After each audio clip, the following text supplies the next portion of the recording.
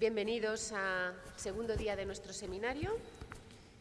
I'm going to switch to English now because our speaker today, Dr. Joyce Kling, is starting with Spanish but still not totally fluent. But it's interesting how she's been telling me that she can work out what, the main ideas from the context and from knowing what the topic is and what the, let's say, what the discipline is all about. I met Joyce some years ago now, maybe 6 years ago, when we were together in a big European project called Intel Uni, which was about internationalization and multilingual and multicultural learning spaces and learning contexts. And we've been working together ever since. Now we're in another project called Equip, which is about educational quality and inclusive internationalization programs. It's about professional development for teachers, and I think it's a very interesting project. And I have to announce that there will be the winter school for that project, Equip, next January 2019. So that'll be an opportunity for everyone, and I'll informed everyone about this event. So let me read a little bit about Dr. Joyce Kling's background. She is postdoctoral fellow at the Center for Internationalization and Parallel Language Use at the University of Copenhagen.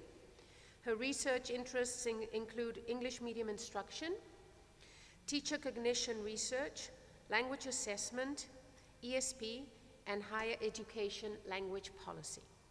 She has authored several articles on EMI and language assessment and has been involved in teacher training in the international classroom and presented and conducted workshops across Europe over the past 20 years. She was the founding director of the Language Center at Copenhagen Business School from 1997-2009, and she has been an active member of TESOL, having served on several standing committees, as well as the board of directors from 2006-2009. She currently serves on the board of ICLHE, which is the Association for Integrating Content and Language in Higher Education. Thank you, Joyce, for being here, and the floor is yours. Thank you. Thank you, Emma. Thank you for inviting me and it's been a pleasure. Emma's been very kind because my beginning Spanish started when I was 16 years old, and I only got to A1 several times. But my listening, my comprehension is much better than my production. So, as she mentioned, I'm coming from the Center for Internationalization and Parallel Language Use. I'm originally American, and I've been in Denmark for over 20 years. I just recently became a Dane, so I now carry an aubergine passport. So that's my new step in life. Just to be sure, because there's been a lot of conversations, Denmark, it's the little nation up in the north, just so you know. And I come from the University of Copenhagen, a very long, over 500-year-old established university. It's multidisciplinary, 6 faculties, 32 departments, over 200 research centers. It's not as big as this university, but it's quite large and quite diverse. And we do work across many disciplines. And what I wanted to talk to you today about was about using EMI in the different disciplines that we have and the support of teachers, but also the inseparability of the constructs of our discipline and using the language. And some of the issues about EMI and minimum knowledge bases. I have this Midwest tendency to speak quickly, so if I'm starting to rattle, then slow me down. And I think I have too many slides, so let's see if I can get through this without too much trouble. There's a tendency for people to say, sure, you're in Scandinavia, and in Denmark everyone speaks English, and it's not a problem. For the most part. But there are also the same challenges, and we've seen, as you've seen, that we're having a change in focus in terms of What does it mean with internationalization? And yesterday we heard a lot about numbers. We heard a lot about we're very international because we have an international student body. But we've seen also globally that we're moving away from this idea of numbers and outgoing and incoming. That internationalization isn't just who we put in the room, but it's more of a mindset. And yes, and now I have to say, I can't remember exactly who, but I did hear discussions about internationalization of the curriculum and internationalization at home. And this is where we're going, where in the 90s, when I was first entering the European community of education, there was a lot about Erasmus and exchange, and I have 5 and you have 5, and can we trade? And that was going to be the next step.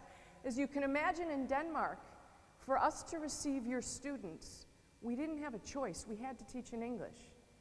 Because oddly, no one was coming speaking Danish, right? Including myself. But no one was speaking Danish. So you had to teach in English. But what was often happening was a ghetto situation, that the international students were put in one room and the Danes would be in another because we had exchange and they weren't teaching together.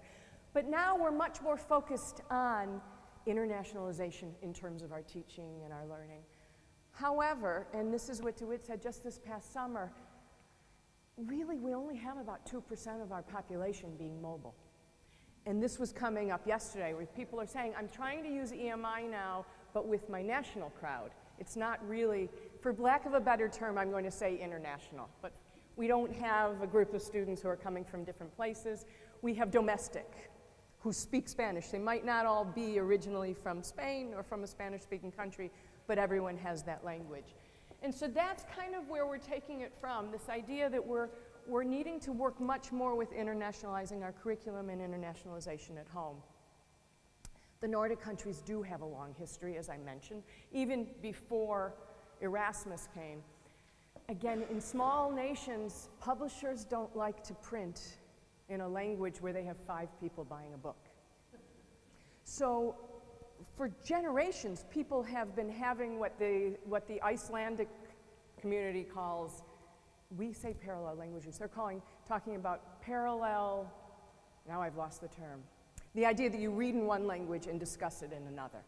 And because in Iceland, no one prints in Icelandic at all. So they're always reading in English. But we do have a long tradition in Denmark about EMI, a large body of research. And from this past ACA report that came out, we all tended to answer this, you can see that the Nordic countries have a very high percentage of English taught programs, much larger than many of the others. Again, Denmark being one of the leading nations.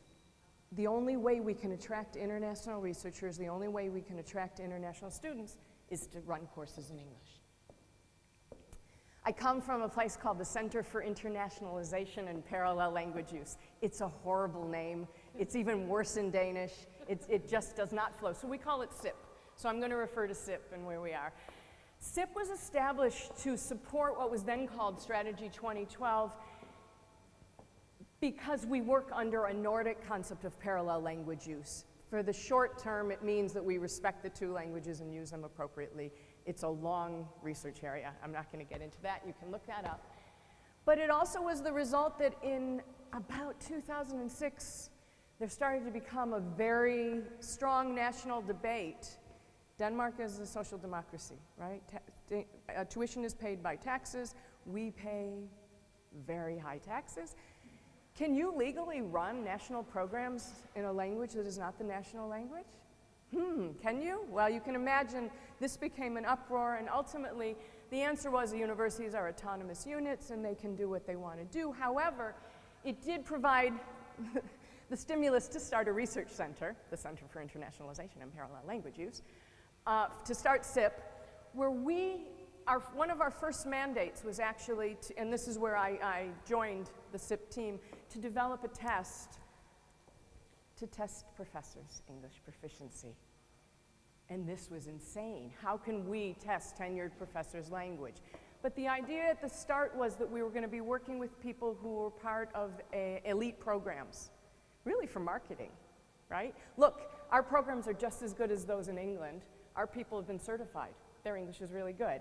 So we developed the test of oral English proficiency for academic staff, another really nice name that we call the TOPAS.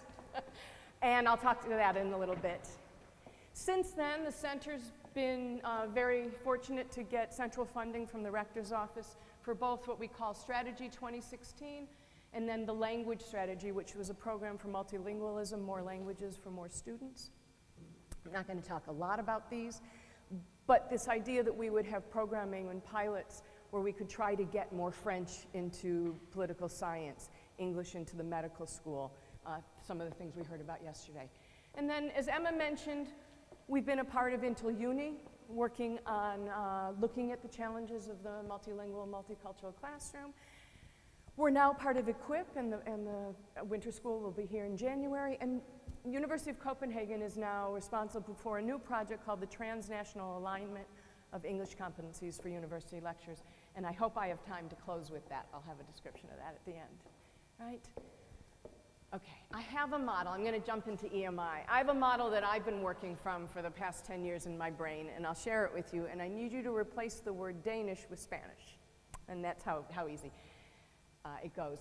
Being that a traditional class, the classes you know, and some of you have another language as your mother tongue, but you speak Spanish, and if you're teaching in Spanish. The idea being that you have someone, is it okay if I do this? In Japan, I would have to ask, so that's what I'm asking. Keep that in mind that I asked you, right? Something you would do in a multicultural room, because I don't know. Is it okay, or was it inappropriate? Side note. Okay. Native speaker of your language, teaching their content, teaching to a group of students. They're supposed to pass on their disciplinary content. Straightforward. They're doing it to train someone in the academic literacy of that field. And everyone has that L1. They know they've come up through the system, or they're learning it as undergraduates, and we're doing this together to help them. But when we switch over to the multinational group, this is not so much when you have local speaking to local students in English, because that changes the dynamics. But the multicultural, multilingual EMI classroom has that same exact instructor. They crossed the hall and they were told, oh, you're teaching your class in English now, but now you're doing it to a room full of 3 different groups of people. You've got people who share your educational culture with you. They know what an exam looks like in Spain. Okay, but you've got a room full of people who might not. They have, like our colleague yesterday, who I don't know if you're here, the Turkish professor, he has to learn what the educational culture is of an exam in Spain. I have to learn the educational culture of a Danish exam. You also have people like me in there who are native English speakers, and there's this odd assumption that it's easier for them. And I say odd assumption because they usually have no idea what's going on. In many cases, they're monolingual. They have very low tolerance for ambiguity. And they don't have an ear for hearing foreign languages, their own language spoken in another. They also don't know the content, and everyone keeps coming to them. I had a grad student say to me, everyone expects me to help them write their papers because I don't know the first thing about sociological pharmacy. I don't know, but they think I know because I'm a native speaker of English. So we all have these assumptions about what's going on. The arrows should actually be going in all directions, because every time you have an arrow, you have a chance for a breakdown, right? And it's not always linguistic, right? So we move on. And this is a model that many people have seen, and for those of you who, regardless of what you can, again, replace the A for English with any language. We've all been in a language classroom where the goal was to learn a language. And we've got this idea of EMI, and I struggle because a lot of the articles that I read about EMI talk about CLIL, and CLIL is not EMI. And the people in the north, well, the Finns love CLIL, the Swedes even use CLIL, the Danes don't want to touch CLIL, and I don't know why. But here, it's very common. You have in the primary and secondary schools, a lot of CLIL support. We not so much, we do a lot more immersion right into the language. But as Emma mentioned, myself and actually, we're very involved in a community called an association called Integrating Content and Language in Higher Ed. And this is where all of you come in. Regardless if you're in applied linguistics or biology or pharmacy, whatever your study is, we are all working to integrate content and language in higher education. But maybe not necessarily language in the way that it's defined over here as a language learner. Or even in CLIL, as close support where language teachers are there, but disciplinary teachers are in the classroom, right? The past 10 to 15 years have seen multiple attitudinal studies. SIP started with one. We ran a very large, about 1,400 respondents, attitudinal study across the whole university because it was always anecdotal. Teachers don't want to teach in English. Teachers want to teach in English. They can't, they can. Well, it was storytelling. So we asked people, and basically, these two studies came from Scandinavia, but we see the same results whether it's in Japan or here in Southern Europe. People in the natural sciences say, sure, no problem. People in the humanities, not so much, and it goes across the spectrum. And John Airy did a study with a group of people, and his physics lectures' attitudes were, I don't teach language. And I want you to keep that question in your head, that phrase in your head, and ask yourself, how do we define language? Because if we go back to my model, we're talking about academic literacy, and I think you were talking about yesterday, that we have to teach medical students how to read a medical journal. You would do that as a content teacher. But suddenly when it's in English, we say, oh, I don't do that anymore, right? And so we're defining that people think language means I'm going to teach grammar, right? But what we're talking about is teaching a disciplinary language. When I started in graduate school, I had a jargon I had to learn. I had to learn the terminology of my field. So what is language, okay? In the disciplines, the studies over the past 20 years tell us that on the hard, pure side, we're preparing students for a career with cognitive goals. On the softer science sides, it's a broader knowledge. Highly structured courses, very open, more loosely organized courses. Emphasis on ability and methods, emphasis on creativity. And so we use language different in the humanities and the social sciences. We don't layer knowledge on top, we speak in circles. How do you talk about theology in concrete terms, right? And so we need more language to teach, and people often don't feel as comfortable doing that if they don't feel they have the proficiency required, right? My work tends to be with teacher cognition and lecturers and English medium instruction. And I went and I worked with a group of 10 people who I found because they had taken the tests that we give, the TOPAS that I mentioned before. At the time, the TOPAS is now on a 6-point scale. At that time, it was 5 points. We had to, after validity studies, we had to broaden our measurement. On the 5-point scale, 3 was certified, was passing. And I think I'm going out of the camera here. 3 was passing. These people had all gotten about a 3, okay? Their English was threshold. Wasn't fantastic, but it was strong enough to say, you're certified to teach in English. We would highly recommend, we think maybe you should work on this and that, but you're tenured and some of you have 25 years teaching experience, you're not going to change considerably. Your grammar isn't going to improve, but maybe we can change some intonation patterns or we can change some aspects because we can't understand X or Y. So that was my selection group. 10 tenured professors who had all passed, and when they called, they would say, why are you calling me? I'm like, oh, because you already passed your test. I'm looking at something else, right? And I was asking them about their challenges. Did they have compensatory strategies? What was different for them teaching in English and in Danish? And I used a series of methods where they were sorting cards and we were observing and they had stimulated recalls. And they were all from the applied natural sciences, usually large animal behavior and such, and chickens and agriculture. They said, yeah, they had the same challenges. They couldn't always, some could use humor. I can never use humor. I only use humor. Depended on who they were, really. It wasn't an EMI question. One woman said, I can't use humor in Danish. The girls just look at me and they're like, oh God, like I'm their mother. So she didn't want to use it. They acknowledged they had the same challenges as in the research, but then their claim was that for their professional identity, those challenges didn't change who they were. As a group, they had about average of 17 or 18 years of teaching experience. Of that, about 7 or 8 years in English. One of the professors had been in Germany for 20 years, so he had taught in German for 20 years, had to come back and learn the academic community of Denmark in his L1, in his first language. But then in English, this was a whole new world for him, and he was 60 years old, and this is how he was proceeding. He would use 5 different mixed metaphors in every discussion, and the students loved him because that's who he was. They didn't find it a challenge for their identity, and I found that there were 3 themes that came up. The first being that this is not a language issue.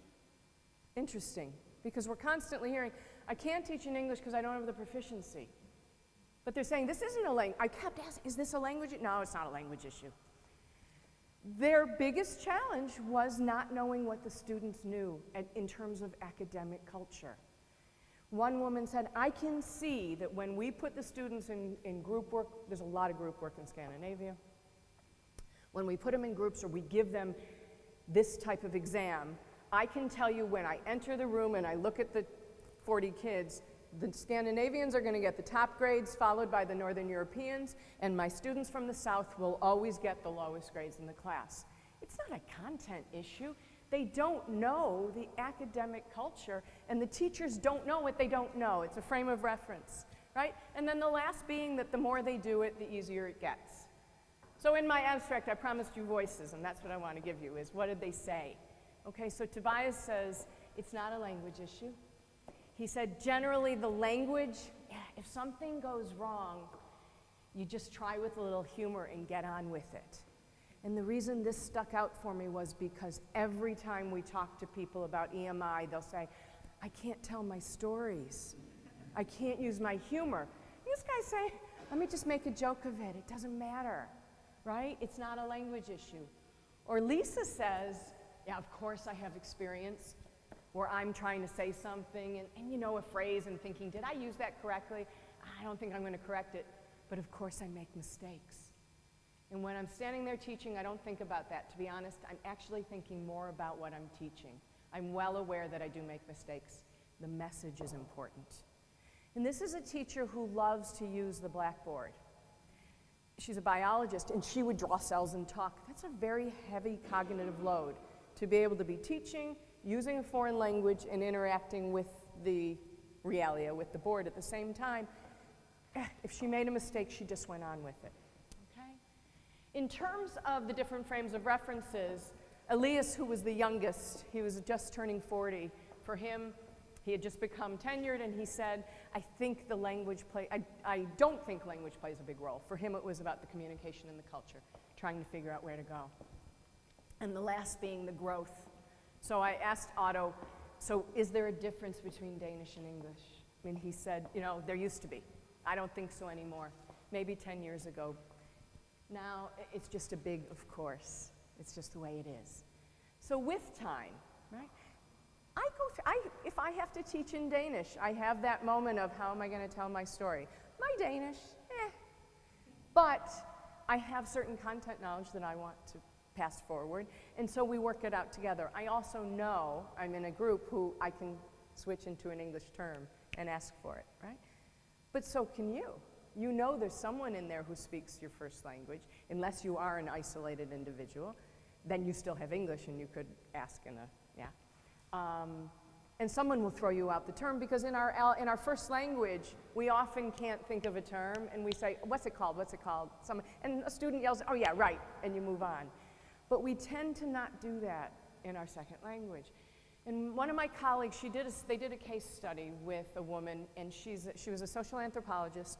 She had just written a book in Danish. It was just coming out.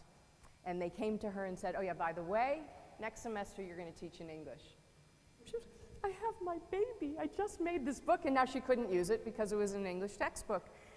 And she felt really insecure, and she came for some training, and they assessed her, and they said, you know, really, you're at a threshold level. You just need to do X and Y. And she said her biggest problem was she got into a cycle where she would hear herself make a mistake, think about the mistake, try to correct the mistake. It would go wrong. She'd get off track, and then she'd forget where she was teaching. And we all get into that. We get hung up on it. And one of the things that helped her the most was just saying to her, look, you can tell the students up front, I'm going to make some mistakes, help me out, because I am a content expert and I have to share things with you. And that was really what I found in looking at these people, and I was trying to determine their professional identity as second language teachers, what were some of the reasons that they discounted language so much? And for most cases, it was that they had experience, that they were experienced teachers. So my first flash that goes on is, okay, we really need to think about this for our pre-service teachers. How do we help our pre-service teachers, some of whom will never teach in their first language, right? We have a generation of students who are going through their graduate programming in all of our EMI classes. They're going to go on maybe do a PhD or some sort of advanced training in yet another country. They may come back to their first home country, or they may end up somewhere else, and they may never teach in their home language. They're only going to be teaching in English. We need to keep that in mind in terms of what we're doing. But they have a content expertise, and they define themselves by that content. In the natural sciences, for this group, English is the lingua franca. They say they don't even have slides in Danish. If someone asks them to give a presentation in the community, they have to figure out how to find the terminology. We were talking about this in the taxi over. Some of them don't have the terminology in Danish, or the terminology doesn't exist. In certain IT fields, some of the Danish, and this is a huge area of research in Denmark, is domain loss. In a country with only 5.5 million people, are we losing the language? The research is saying we're not, but again, anecdotal. People all believe we are. And that they took a test. I talked to a group of people that we already told them you're okay, right? Your English is okay for teaching. And I think that they may have internalized that. And I would need to do this study again with a group of people who haven't been assessed and haven't been told. But Tobias said, in terms of this expertise, he says, you know your subject and you know what you're talking about. I like that. I like being the expert. One guy said, people know I'm the go-to guy in my field.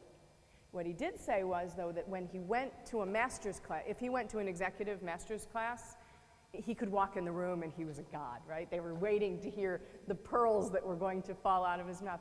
If he did an undergraduate survey course, no one knew who he was, and he didn't have the same flexibility because he wasn't their expert. He was just some guy, a professor. But they know, I like being the expert who knows. Or Thomas, who says, I think it's a very positive thing because it's a way to engage, and this is his teaching, just teaching in general. I tell everybody here, in terms of language, I'm not an expert. It doesn't change my identity. Everybody knows I'm not a native speaker. So no, I almost use it as a tool, where he'll draw the terminology out of the students. Thank you. He'll draw the terminology out of the students because he'll say, help me out, help me out. Who knows what it means? Define that, right? And he can help clarify it. But he uses it in his teaching. Okay, let me just go back for a second. So in the 80s, in the 80s, Schulman did a lot of research in terms of minimal competency for teaching. And that really had to do with contextual knowledge and knowing your student and knowing your environment. But this was done at the University of Michigan in Ann Arbor, where you had a local group of people in a national context who pretty much all came from the same socioeconomic background, some diversity, but not a whole lot when I think back that I was actually there in the 80s doing this. But for him, his focus was very national. And the model that he presented doesn't really have the same hold to the same population. And so after having spoken to these people and hearing their voices, this is more of a model that I conceive, and I think of it very much as like Russian stacking dolls, that they're inseparable, and you can't really take it away. But in order to be successful, in order to know why are my students from Southern Europe not doing as well as my students from, and maybe it's not their language, we have to have some sort of multicultural knowledge and understanding of our education and where we're going with internationalization at home or curriculum or whatever. And a knowledge of the context, general pedagogic knowledge, just how do I teach, but also the pedagogical content knowledge. How do I teach and how do I teach biology, right? We have to have our disciplinary content knowledge, that goes without saying. Yeah. But we need to have that language and literacy in 2 languages so that we can, and someone touched on this again yesterday, John Aries' point about having this bilingual literacy of knowing how to use it. And I attended one of the sessions yesterday and I was asking, If you have a monolingual group of people and you're going to teach in English, there's no reason not to support that with Spanish. When I go and I do disciplinary genre training with the social scientist students, they are only Danish. It's an undergraduate group, and we specifically say in your reading groups you need to be developing bilingual glossaries because they're studying political philosophy.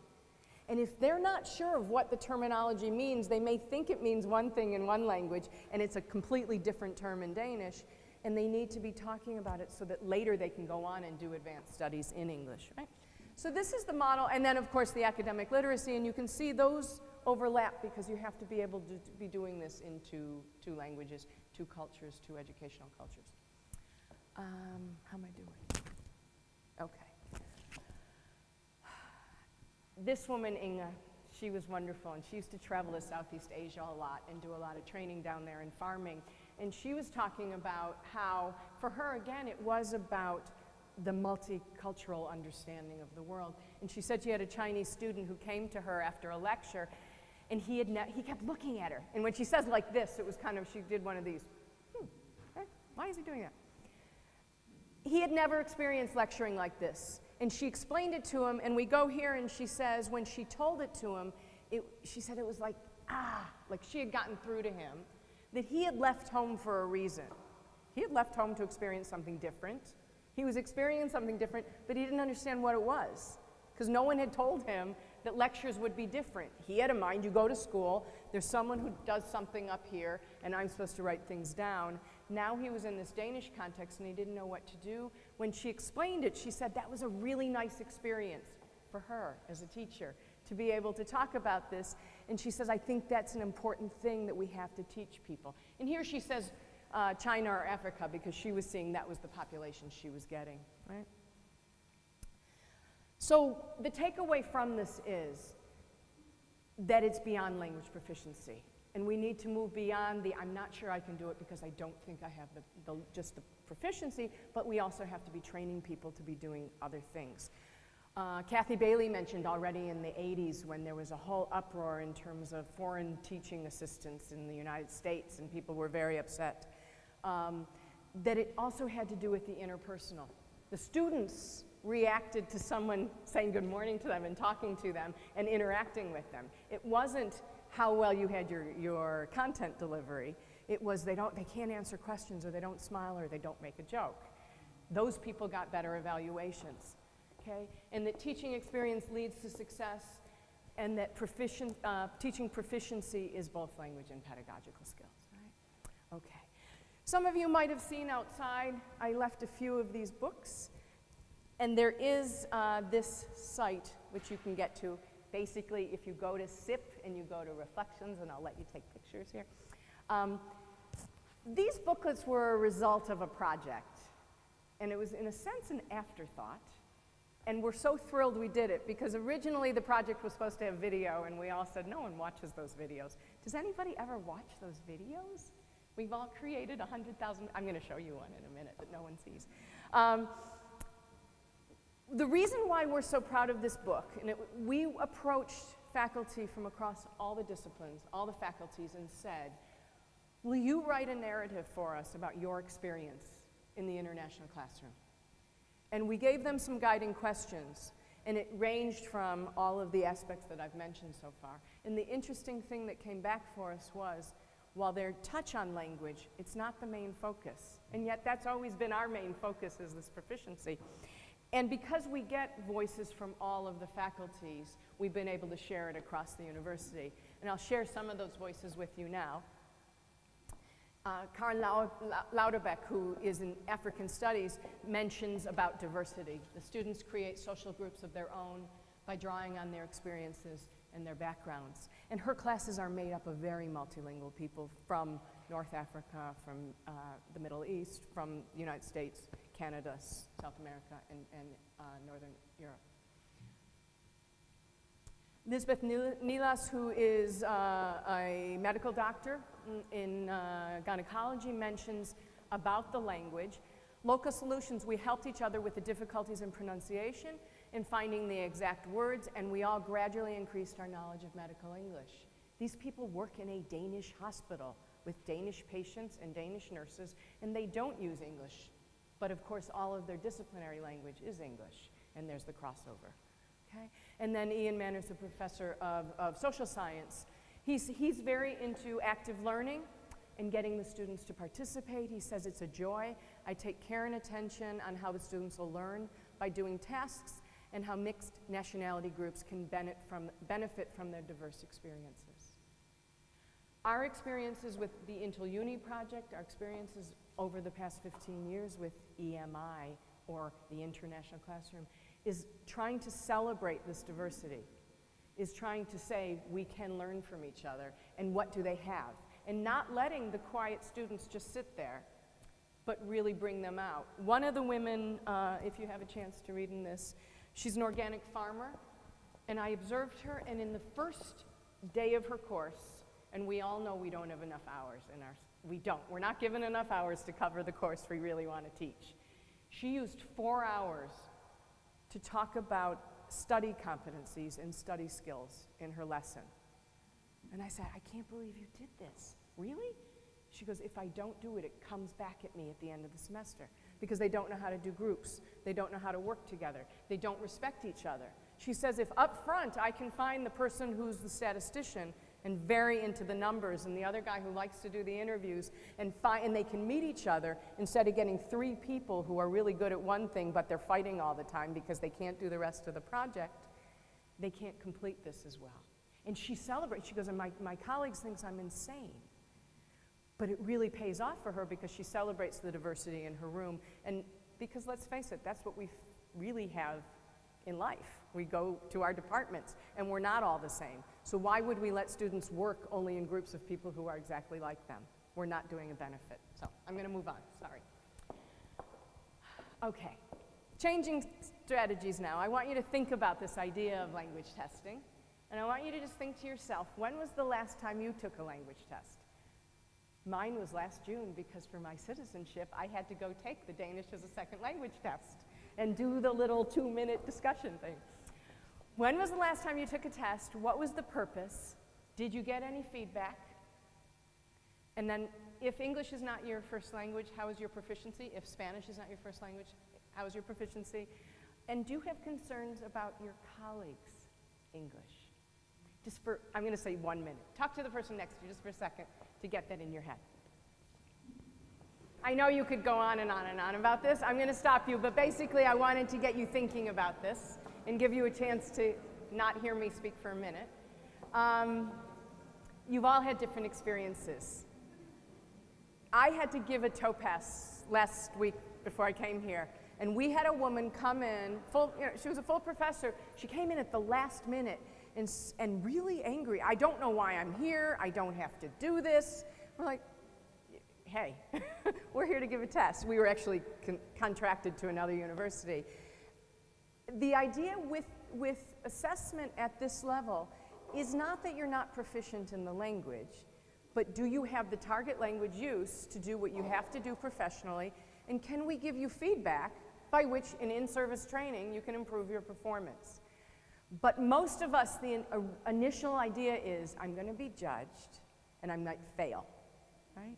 And with the certification test is we're trying to build this as an in-service training that you can't fail, but you're going to get formative feedback. That it's very important to us that people get a full page of written feedback in some sort of formative feedback. I'm not going to ask you what the answer to the last question is, but this is a concern for most people. They don't believe that their colleagues have. I'm fine, but I don't think the people in my department can do this. Right? We ended up testing all of the people in life sciences. We ended up testing about 400 people because at the time the dean was pushing internationalization in there. And we did find that there was a population of people who were hiding. They didn't want to be tested because they didn't really want it found out, and they had no intention on teaching in English. But once they could come to the test and they could see that for our purposes, the testing should, I can't remember what my next slide is. No, not that. The testing should lead to money. Money should follow testing. Because it should be that it leads to competence development, and that you can then go and say to somebody, look, I got assessed and they think I need help. So can you get me the competence money to do this? I did speak to one woman, I say tiny because she was shorter than me, and I'm not very tall. And she worked with horses. And she said, it's fine they want to give me graduate students from other countries. It's fine they want me to teach in English. I don't feel that strong. And if I have a horse going into labor who is in distress, I cannot be thinking in English. My sole concern is to save this animal and to save the mare, and that person has got to leave the room because I'm screaming in Danish, and they have to understand that I'm not there to take care of them. So different concerns for different people. That usually doesn't happen in applied linguistics, that we have a horse in distress and labor. So, okay. John Airy, again, I mention his name because he did a lot of the seminal initial work. He spoke to a group of pre-service academics. These were PhDs and postdocs who were just getting into teaching. And they still, in their own self-assessment, said that they were at this threshold level, about a B2, C1, but they felt a sense of deficiency. The same, I can't tell my stories, I'm lacking with pronunciation, I don't have all the terminology. But I often went back to the teaching of, if we're expected to do this, we have to have training. And I bring this up because even yesterday when someone said we started teaching in English, the question from the audience was, have you gotten any support? And that's what we're all rallying for. And that's why we're here, and is the idea we need to be training people. It's not a just business as usual, okay? We have the TOPAS, and this was the slide I was hoping was gonna come next. The idea that the money should follow, right? That we are there to provide information of the kind of training a lecturer would need to be able to teach these courses. Okay? We found out that there are a lot of stakeholders in this. As I mentioned, it started out with management. Management wanted some sort of marketing tool for the elite levels. We're as good, especially with Brexit, and all of us. We're going to have a very different experience after Brexit, because students aren't naturally going to flow to England to get these courses because we're all offering English medium courses, right? The department heads, when we do this evaluation, we don't send them the details. We only send them the result. It's like the insurance doctor. Your boss doesn't need to know what your blood pressure numbers are. They just need to know if you can work, right? So we give them the numbers. The teachers get feedback, and the students feel that they get quality assessment, that they know their teachers have been certified, right? But all of these things are a result of change. I found that yesterday when I wasn't understanding what was going on here, so I was searching. EMI has been a major change, but no one's ever talked about it as innovation. It's been changed for the sake of change, and from Scandinavian side, it was changed by necessity. Oh, literally, we have a student from Spain coming tomorrow. You'll be teaching in English this semester, right? And we've had teachers say, if the kid doesn't show up, I'll start my lecture in Danish, and as the door opens, I'll switch into English because I'll say, oh, look, Jose just arrived. And the students all look over and go, oh, and they switch. Because it's been necessity, and it's been changed for business as usual, and it hasn't been thought out innovation. And 10, 15 years later, we're finally in the luxury position, I say we, those of us doing these Erasmus Plus projects, to be able to look at innovation as a process, to look at this with a process to conceptualize the core issues and begin to ask the right questions. What are the questions? A given problem before we find the solution. Does the term to put the cart before the horse, do you know what this one is? What is it in Spanish?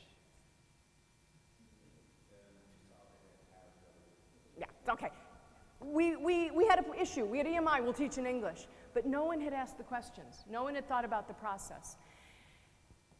From the business side, we see that innovation is more than change. Innovation involves change. We have organizations that are necessarily change over time, and innovation is planned in nature. The change came because we have our burning souls. We have our champions, the people who are out there. The people who go to buy the iPhone at 4 in the morning and get in line because they're going to have the newest technology. Those aren't the people we have to convince.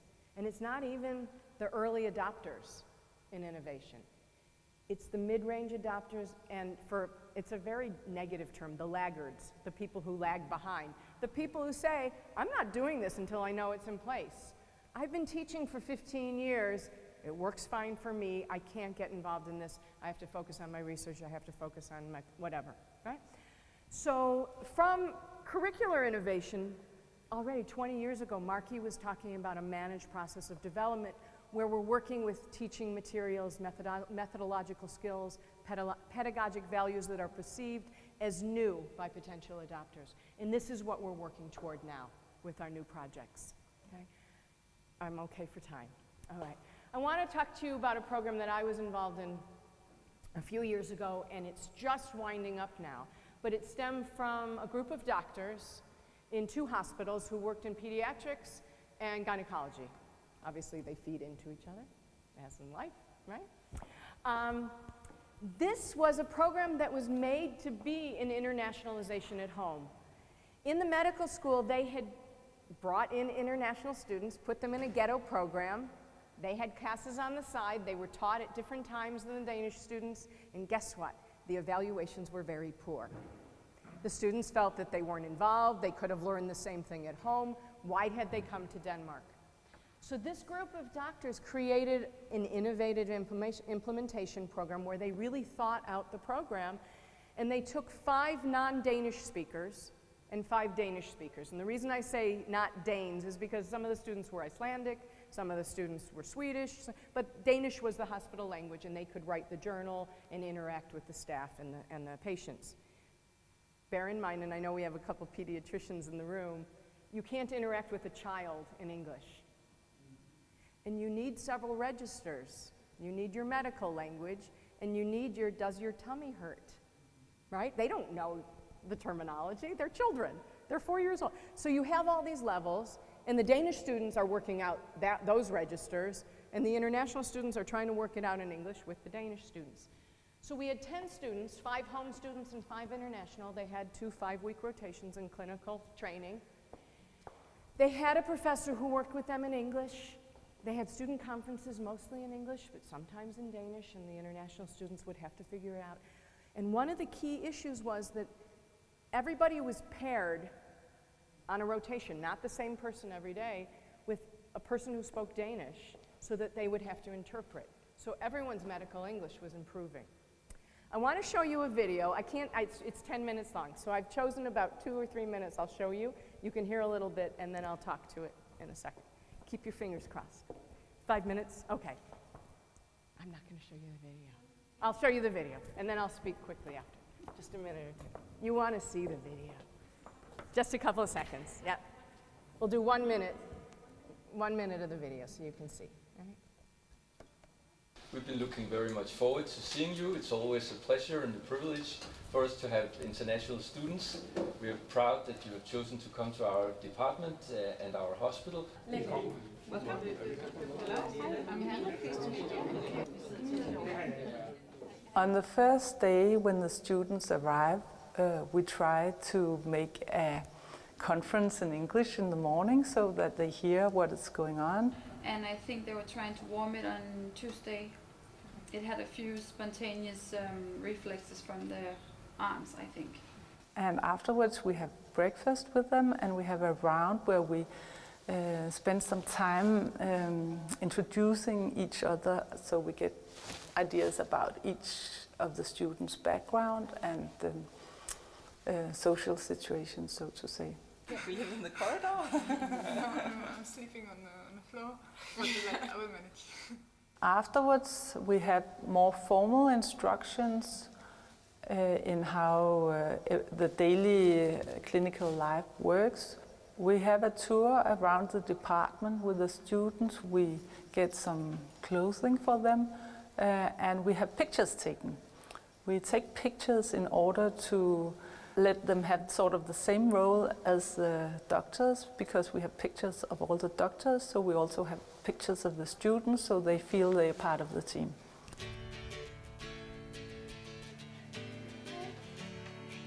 After the first day with formal introductions and a few lectures, the students are ready for clinical work. Yes, And he stopped She bleeding and bled, no she point? bled 700 milliliters. I'm going to stop it there, and you can get the link and you can see it's quite a long video. But what I wanted you to get out of this was that everything has been thought of. And they're trying to figure out ways to bring these people into the community, into the classroom, so that they aren't left on their own to figure out how the hospital works, or where do they get their clothes, and how do they integrate.